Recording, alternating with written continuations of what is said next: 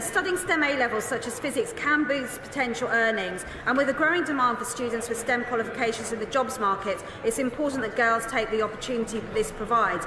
We are therefore working with the Department for Education in funding an Inclusion in Schools project which is designed to increase the uptake of A-level physics from students in underrepresented groups, including girls. Thank you, Mr. Speaker. Homelessness is on the rise, and this disproportionately impacts young LGBT+ people.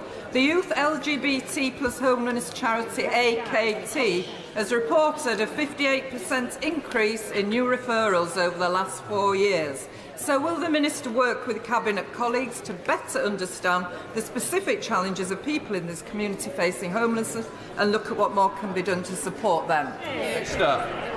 Mr. Speaker, the Honourable Lady raises a very, very important point, and I'm pleased to say and report to her that I have met with colleagues in DLUC and we have held a round table to discuss exactly those issues.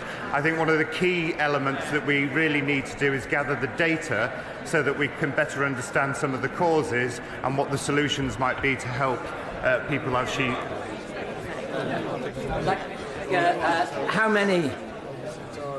How many discussions has the Secretary of State had with Department of Education colleagues about forthcoming guidance on trans-identifying children?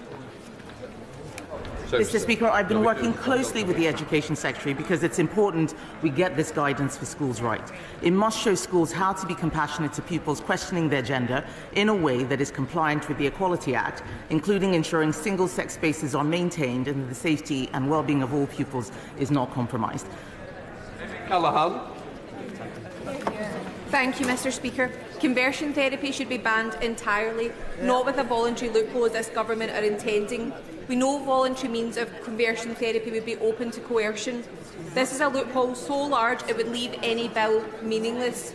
Will she commit to a full ban on conversion therapy, as supported by organisations such as Stonewall and the Thai campaign in Scotland?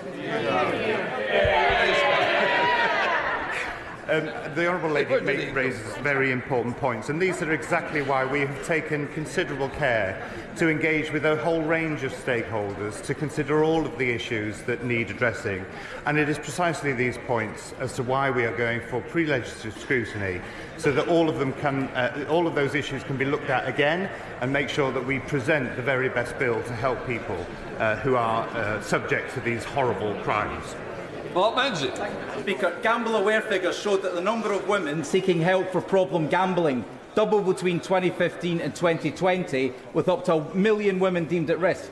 Data also shows that women are less likely to participate in sports betting, instead more active on online bingo and casino-style games. What work is my right honourable friend taking with Cabinet colleagues to highlight the risk of online gambling, reduce the stigma and help women to seek treatment? My honourable friend raises a really important point, and that is why we have recently published the Gambling White Paper. In that, we address a number of the issues my honourable friend raises. Stigma is a very important one. We want people to come forward and get the treatment that they need, and we're also introducing a statutory levy on gambling operators to ensure that we have the research, the prevention and treatment that is needed to help those suffering with gambling harm. Sarah Gray. Earlier this year, the government cut almost £6 million worth of funding to a Save the Children programme providing education and other services to girls in Afghanistan, despite a promise to put women and girls at the heart of the FCDO's work. Will the Secretary of State work with colleagues at the FCDO to deliver on the government's commitment and reinstate this funding? I thank the Honourable Lady for her question. Educating girls is one of the top priorities under the British government's international development strategy. Indeed, Mr. Speaker, it is the way you change the world. And I can tell her that over the last 5 years for which figures are available, the British taxpayer procured a decent education for more than 8 million children in the poor world. That completes questions.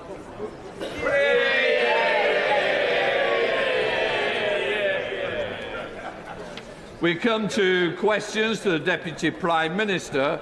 I call Stephen Bonner on a closed question. Question number 1, Mr. Speaker. Deputy Prime Minister. Mr. Speaker, I have been asked to reply. Global oil prices have remained largely stable this year. This has not changed following the announcement of additional production cuts by Saudi Arabia and Russia. We expect the impact of the cuts will be mitigated by the increase in supply from other producers and a decrease in global oil demand, as we have seen previously. Stephen Bulner. Speaker, if we want to insulate ourselves from future price rises, then we need to invest in a greener future. The United States gets it. They've committed $370 billion on net zero energies. The EU, they get it. They're set to match that figure. And in Scotland, we get it. We have the ambition to lead the world on renewable energy. We have the energy, but we do not have the power. So why is Westminster trying to block Scotland's path to a safer, greener future? Deputy Prime Minister. Well, Mr. Speaker, we of course will continue to invest in renewables, but I would say to the party opposite, we should also invest in our energy independence, and that means investing in the North Sea. If we fail to invest in the North Sea, we'll be more reliant on foreign producers and we will have higher carbon emissions as we import from elsewhere. Craig McKinley. Question 2, Mr. Speaker. Deputy Prime Minister. Thank you, Mr. Speaker. Mr. Speaker, my right honourable friend, the Prime Minister, is in Vilnius attending the NATO summit. This summit is an opportunity to build on the work we have done over the past year, strengthening NATO and supporting Ukraine. Mr. Speaker, in addition to my meetings in this House, I shall have further such meetings later today. McKinley. Mr. Speaker, New Labour's old mantra used to be education, education, education. Its new one seems to be tax education, tax education, tax education. Does the Deputy Prime Minister share my disgust at Labour's plans to tax education and choice, which could lead to 40,000 pupils being sent into the state sector with the cost to the taxpayer? I have a number of English language schools in my constituency, and they are concerned that this will apply to them as well as tuition, out-of-hours tuition, and sports training additionally. Does the Deputy Prime Minister object to these measures as strongly as I do? Deputy Prime Minister. Yes, well, once again, we have seen from the Labour Party them putting the politics of envy above the interests of children in this country. And as my honourable friend rightly highlights, recent analysis shows this could lead to over 40,000 pupils leaving the schools they're in, placing further burdens on existing schools and costing £300 million. We now come to the Deputy Leader of the Opposition, Angela Rayner. Thank you, Mr. Speaker. And I know you're a keen historian, so I looked up the last time a Prime Minister missed 2 sessions in a row with other engagements, which was March 1996. And I'm very proud to be filling the boots of Lord John Prescott. But I think it's safe to say he's no Heseltine, Mr. Speaker. Why is it John Prescott asked that in Tory Britain, tens of thousands of families are facing repossession, negative equity and homelessness? And can he tell us, 27 years later, why I'm having to ask the same question? Deputy Prime Minister. Well, clearly the Right Honourable Lady did not listen to my previous comments. The Prime Minister is at NATO. Of course, that wouldn't be a problem if she'd had her way. Her old boss wanted to abandon Ukraine, abolish the army and withdraw from NATO, and he certainly wouldn't be going to any summit, Mr. Speaker.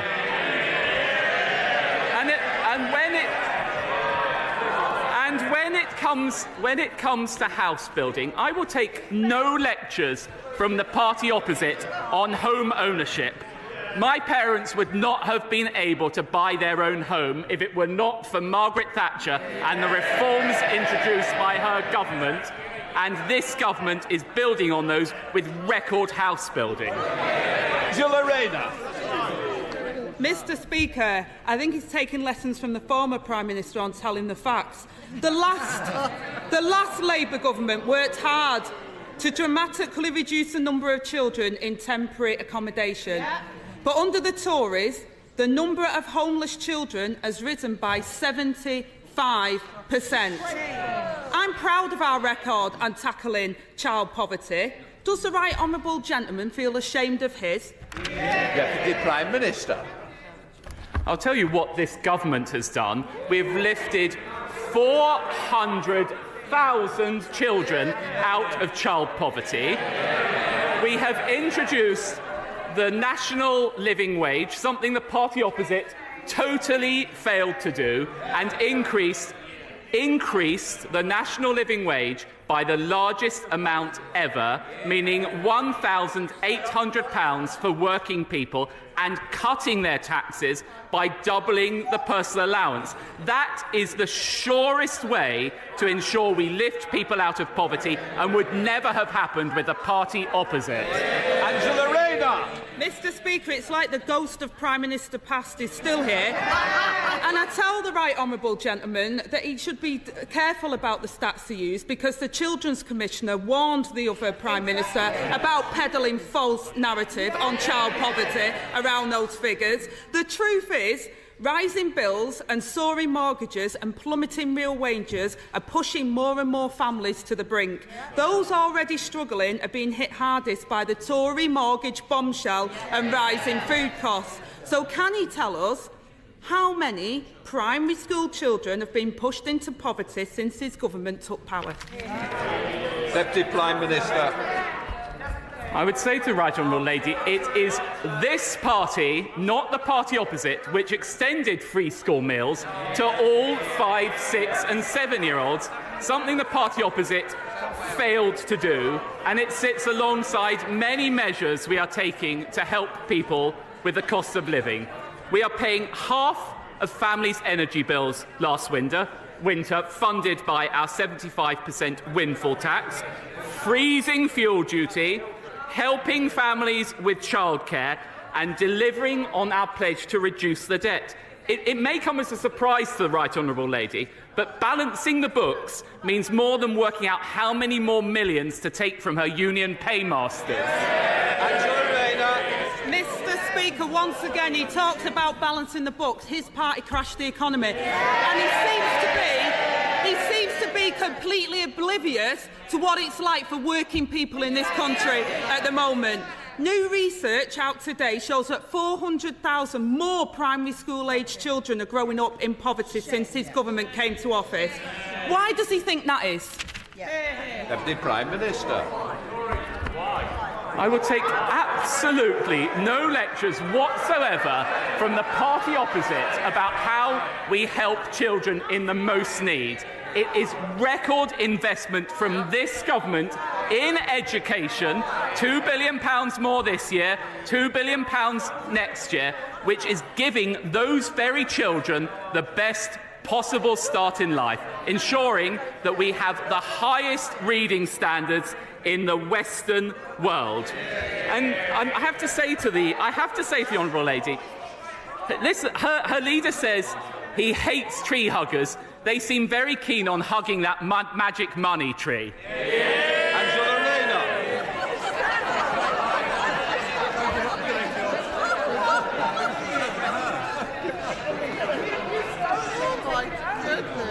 Mr. Speaker, he doesn't even acknowledge it, let alone explain why child poverty is rising. What hope has he got of solving it? So let me try a simpler question for him. How many kids don't have a permanent address today compared to when Labour left office in 2010?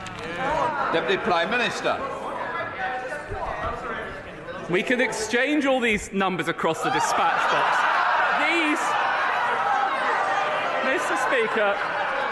Mr. Speaker, these are the numbers that matter. There are 1.7 million fewer people in absolute poverty under this government, 400,000 fewer children, 200,000 fewer pensioners, and 1 million fewer people of working age, because the single best route out of poverty is a job, and record numbers of people, 4 million more people under this government, have got a job. That is the difference between this party and the party opposite, who always leave office with unemployment higher. Angela Rayner. Mr. Speaker, what matters is what people feel every single day at the moment, who are going to work and can't afford their mortgage, can't afford their rent and can't afford their bills because of this Conservative government. There are 55,000 more children without a permanent address today compared to when they took office 13 years ago. We've gone from a Labour cabinet focused on tackling child poverty to Tory ministers who won't even admit the problem. Just like the Question Time in March 1996, they can only offer excuses and not answers. Lord John Prescott said to Lord Michael Heseltine that day, "How can the right honourable gentleman be so complacent in the face of sheer misery created by his government's policies? 27 years on, why are we asking the exact same thing?"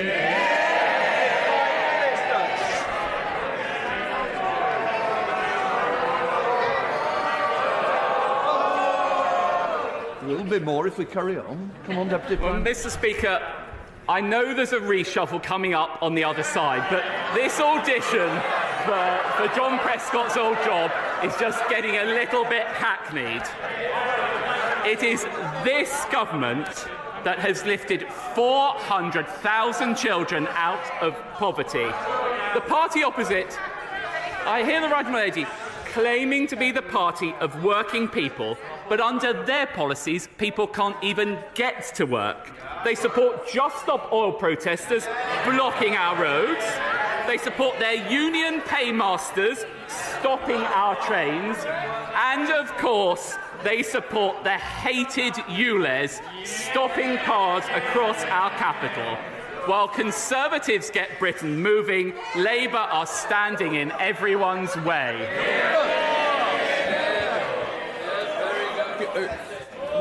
Mr. Speaker. Given the Mansion House Compact does not encourage our pension funds to invest specifically in British companies, what more can the government do to encourage greater investment in our companies, especially the climate technology startups, which are increasingly going abroad to find the funding they require to the benefit of our competitors? Deputy Prime Minister. Well, I think my honourable friend raises a very important point about both start-up capital and ensuring that we get more money to high-growth companies. I would say that the Chancellor's Pension Compact is a very important step forward and will unlock £75 billion of additional investment. I'm quite confident large amounts of that will go to UK companies, and that sits alongside measures such as the Edinburgh reforms to financial services, again, which will help improve financial services in this country and unlock money for those industries. SNP Deputy Leader Murray Black. Thank you, Mr. Speaker. Last month, the Deputy Prime Minister dismissed warnings from these benches that mortgage rates were nearly back to where they were after the disastrous mini-budget. This week, mortgage rates have surpassed those levels. How high do they need to go until he and his government takes it seriously? Deputy Prime Minister. Mr. Speaker, the honourable lady knows, people around the world know, that the driver of higher mortgage rates is higher inflation. And higher inflation is caused by Russia's invasion of Ukraine and the post-COVID supply chains. But what we have to do is make sure we halve inflation. It's only by getting inflation under control that we will be able to get mortgage rates down, and that requires discipline. Discipline on spending, discipline on public sector pay, and discipline on energy supply, all of which is lacking from that party. Murray Black. Bank of England predict that mortgage payments will rise by at least £500 for 1 million households. The Prime Minister says that people need to hold their nerve. The Chancellor said just last night that mortgage holders should just shop around. Speaking of his own party, the member for South West Devon said, "If the circus doesn't stop by Christmas, it's over." Does the Deputy Prime Minister understand that people can't afford to wait until Christmas and that they need help right now? Deputy Prime Minister. Mr. Speaker, the fundamental thing we have to do is to halve inflation. That is an approach that the IMF, quote, strongly endorses because higher inflation drives higher mortgage rates. But that's not all we are doing. With the mortgage charter, signed up by 90% of mortgage providers, we are giving people help to extend their terms, to go interest only, and to reduce their monthly payments. Now, that action is supported by Martin Lewis, a real money-saving expert, unlike the big spenders on those benches. Stevenson. Last year I visited Abbeyfield House in Wentzfield and I was impressed by this model of assisted living for older people that gave them the independence of a self-contained flat but the ability to eat and socialise together. I was deeply concerned to hear that a consultation is underway to close the Abbeyfield House in Wentzfield, and I went back to speak to older people. They unanimously want to stay there. Abbeyfield is a charity. His Majesty the King has been patron for 40 years now. It cannot meet the cost of updating the estate to meet environmental standards. Will my right honourable friends meet with me to see what support government can offer to Abbeyfield so that my residents don't have to leave the homes they love? Well, Mr. Speaker, of course, I'm very happy to give my honourable friend that assurance. I would note that we have provided £7.5 billion of additional funding for social care and discharge, and specifically on energy. We have got an energy advice service to support smaller businesses, and we'll be piloting new audit and grant schemes which may also help. Ed Davey. Thank you, Mr. Speaker. In January, Emily booked an appointment with her local dentist in Chard, Somerset, for the 14th of June, only to be told by a neighbour at the end of May that the surgery had closed in April. Emily no longer has a dentist. All the remaining surgeries aren't taking on any new patients. Emily doesn't know what to do. So can the Deputy Prime Minister tell Emily and millions of people like her when can they get an appointment with a local NHS dentist? Deputy Prime Minister.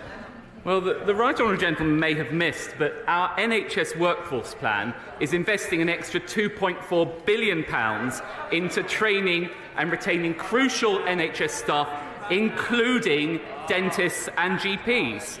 And actually, the number of dentists will rise by 40%. And I would say to people across that constituency that the best way they can ensure better services for their NHS is to vote for Faye Purbrick, the Conservative candidate. Charles. Mr. Speaker, could the Deputy Prime Minister let us know when we can expect allocations from the Levelling Up Fund round 3? And when it comes, will it be true to the Prime Minister's pledge that all parts of the country will benefit, including the South East and most particularly the very deserving town of Andover? Deputy Prime Minister. Well, as well as being an excellent minister, I know how committed my right honourable friend is to the town of Andover. We will shortly be announcing the new approach to the third round, and further details of this approach will follow shortly. Pete Wishart. Mr. Speaker, there's some things you encounter in political life that's certain to horrify, appall, or sicken you. But I don't think I've ever seen anything quite so grotesque as the painting over of Mickey Mouse on a children's mural as was done by the Home Office in a detention centre in Kent. Now, no minister so far has roused the necessary compassion or concern to speak out about this. So can I ask the Deputy Prime Minister to look into the deeper recesses of his soul and just simply condemn it? Deputy Prime Minister. I'll tell the honourable gentleman what real compassion looks like, and that means stopping the vile people smuggling trade across the Channel, condemning women and children to death. This government is taking action to deal with it with our Stop the Boats bill, and that party shamefully 18 times last night voted against it. Bartholomew. Thank you, Mr. Speaker. Thank you. on these benches, we know, as the party of aspiration, the importance of home ownership. According to a recent estimate by Barclays Bank, it now takes an average of 8 years for the average first-time buyer to save for a deposit. And in parts of London and the South East, it can be longer than that. What is the Deputy Prime Minister and the government doing in order to improve the prospects for younger people who want to own their own homes? Prime Minister. Well, I know what a passionate champion of this issue my honourable friend is. It is actually the case that almost 850,000 households have been helped purchase a home since 2010. And actually in 2021, the number of people getting onto the property ladder for the first time was at a 20-year high, thanks to initiatives such as First Homes and the Help to Buy scheme. Of course, that stands in contrast to the party opposite, who oversaw the lowest level of house building since the 1920s. Thank you, Mr. Speaker. With rising ticket prices, many of my constituents find they can get the best value fare by going to the staff ticket office at Lancaster Station. It's perhaps why so many of them have signed my petition to save staffing at Lancaster Station. So can I ask the Deputy Prime Minister, is the closure of ticket offices just yet another cost of living bombshell hitting my hard-working constituents? Deputy Prime Minister.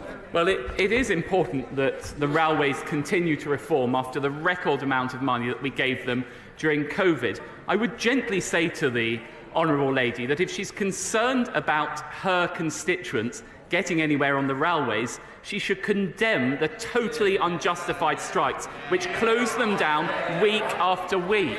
Give forward. Thank you, Mr. Speaker. 4 summers ago, the unprecedented climate change-driven heatwave caused irreparable damage to Chelmsford's flyover. And since then, people from all across Essex have been stuck in Chelmsford, traffic jams, wasting time, hitting our economic growth. We badly need a new junction at the Army and Navy, but the funding decision has been stuck in Whitehall.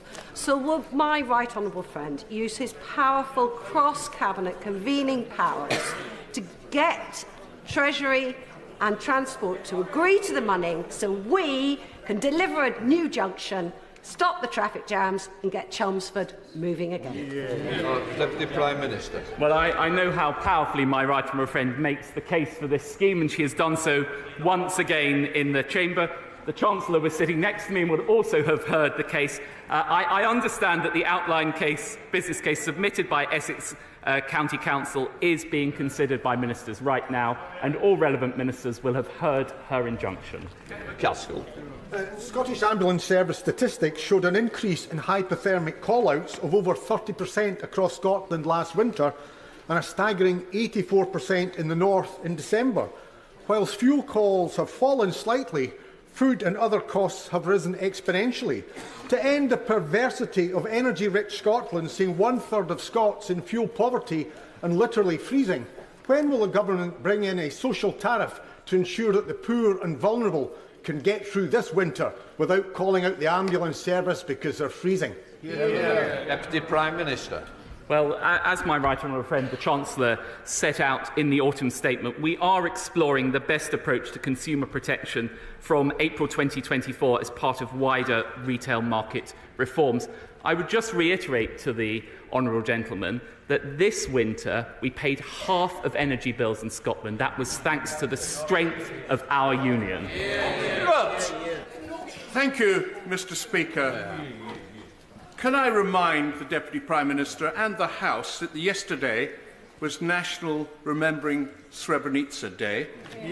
But may I particularly point out a little-known fact, that British soldiers took out about 2,000 civilians in April 1993 from Srebrenica.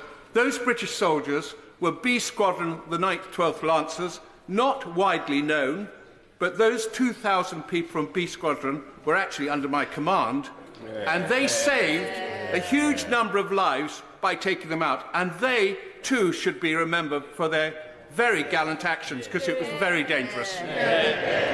Deputy Prime Minister. Well, I pay tribute to my right honourable and gallant friend and to all of those who he commanded in the 1990s.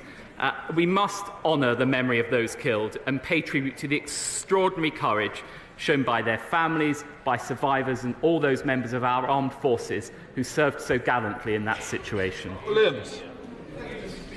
In the Welsh Affairs Committee, my honourable friend for Ceredigion asked the Chief Secretary to the Treasury about the varying comparability factors for Wales, for Crossrail, for Thameslink and for HS2. Yeah. His answer began with, "You are dragging me into quite complex technical details." And then he gave no complex technical details. I'm sure that the people of Wales would be delighted to tackle any complex technical details where the Deputy Prime Minister had explained to the House why we are paying £5 billion for a white elephant in HS2, which by now comes nowhere near our country. Prime Minister. Well, it is thanks to the strength of our United Kingdom that record sums are going to Wales under the Barnett consequentials. Indeed, in the spring budget, we increased devolved administration funding by £630 million. That included £180 million for the Welsh Government. So we're ensuring resources are going to Wales so they can enhance their transport infrastructure. Duncan Baker. Thank you, Mr. Speaker. If it wasn't so serious, it would be comical. However, in Horning on the Norfolk Broads, I have a whole area totally cut off from having a mobile signal, wait for it, until August, because of nesting seagulls taking up residency in the new telecoms mast. Gulls are protected, the nest can't be moved, but let's say a family holidaying on the Norfolk Broads gets into distress this summer, they will not be able to make an emergency call, which could be life-threatening. Would the Deputy Prime Minister please help me call on Natural England to be sensible and make sure that, for public safety reasons, we can get a mobile phone mast working in a prime holiday location?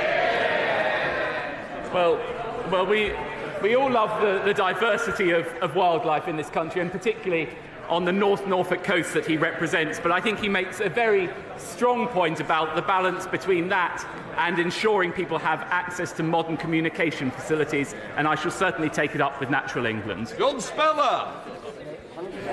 Day in, day out, the public and businesses are hit by endless chaos and confusion across government departments. For them, clearly, Britain isn't working. Yeah. Now, if I can paraphrase the Deputy Prime Minister earlier, we know there's a reshuffle coming up on their side.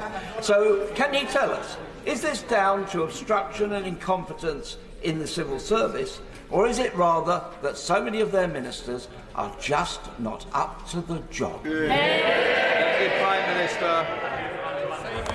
Well, I think you can see from the record of this government, whether it's cutting NHS waiting lists, whether it is record funding for our schools and hospitals, we have an excellent team that will continue to serve. Paul Holmes.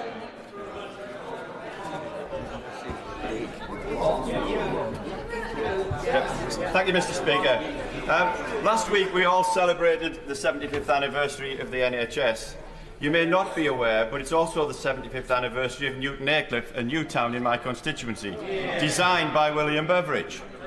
Could I ask the Prime Minister, to ask his honourable friend, the Prime Minister, to come and visit me as his constituency neighbour and celebrate these 75 years and indeed the 60 years of the community newspaper provided by the Howarth family? Deputy Prime Minister. Well, I'm afraid I can't speak to the Prime Minister's diary, although I will make representations. I would be delighted to visit his constituency if he wishes me to attend instead.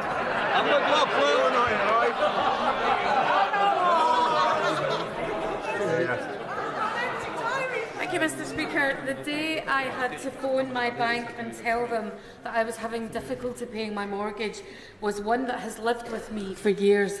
What I found was that because my income was so low at the time, ironically, I was not eligible to switch to interest only or get any help. I never want my constituents to feel the terror and abandonment that I felt that day. Can he understand that? Because his complete lack of empathy in his responses to the deputy leader of this group suggests not. I do welcome the temporary measures, but they are temporary. This is a mortgage crisis that has been 2 years in the making. Does the Prime Minister and himself really think they're going to fix it in 12 months? Prime Minister.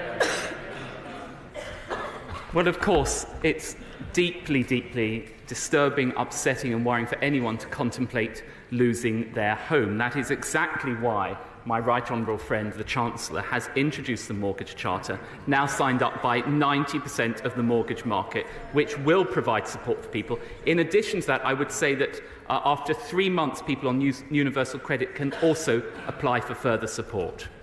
Jonathan Gullis. Thank you, Mr. Speaker. A government survey has shown that 75% of British businesses support improvements to the UK's sick pay system. And yesterday, my right honourable friend, the member for South Swindon, launched a report alongside WY Economics and the Centre for Progressive Change with ideas on how that could be done. So will my honourable friend make sure that we get a meeting with the Chancellor to see what ideas can be put ahead of the autumn budget, which will also have an economic boost of £4 billion to the UK economy? Deputy Prime Minister. Well, my honourable friend, as ever, has made a very strong case. The Chancellor is sitting next to me, and I'm quite sure he would be delighted to meet with him. Dan Carden. Thank you, Mr. Speaker. The forced isolation of people in care homes and hospitals from their loved ones since the beginning of the pandemic and its terrible consequences, as well as the many who died alone, has left a profound trauma. We've learned the hard way that the care of a loved one is not an optional extra, it's a central part of dignified care. My Care Supporters Bill would guarantee this fundamental right. And while the government recognises there's a problem, its recently announced consultation relates to visiting and not a legal right to a care supporter at all times. So would the Deputy Prime Minister speak to the Prime Minister about bringing forward legislation in the next King's Speech? Deputy Prime Minister. Well, I think the honourable gentleman is right to highlight the need for care supporters to be able to have that kind of access, and I will take away the points that he has raised and raise them with my ministerial colleagues. Karen Bradley. Thank you very much, Mr. Speaker. You know the value of interparliamentary relations, and in particular the Interparliamentary Union, which was founded nearly 135 years ago in this place. And we are very honoured this week to be joined by the President of the Interparliamentary Union, Mr. Duarte Pacheco. Would my right honourable friend join his campaign to get the USA to rejoin this very important international organisation? Question. Well, as my right honourable friend knows, the United Kingdom was a founding member of the Interparliamentary Union, and I would very much like the United States to rejoin, and I'm very happy to help make that case. We're a Hobbs. Thank you, Mr. Speaker. Not a day goes by without serious sexual harassment allegations in organisations up and down the country. My private member's bill on workplace protection from harassment could go a long way to address some of these serious issues, and indeed the bill has full government support. However, it is currently stuck in the other place. But a compromise is now in sight to amend the bill so that it can pass through the House of Lords. Our rules require that any amendment made in the House of Lords need to come back to the House of Commons. Will he ensure that a small amount of government time is made available in this place between now and the end of the parliamentary session to ensure that this important bill will become law? Deputy Prime Minister. Well, as the honourable lady knows, we have supported the bill, we are working on the bill, and my right honourable friend, the Equalities Minister, is very happy to meet with the honourable lady to discuss the measures further. That completes Deputy Prime Minister's question. Just let the room clear a little.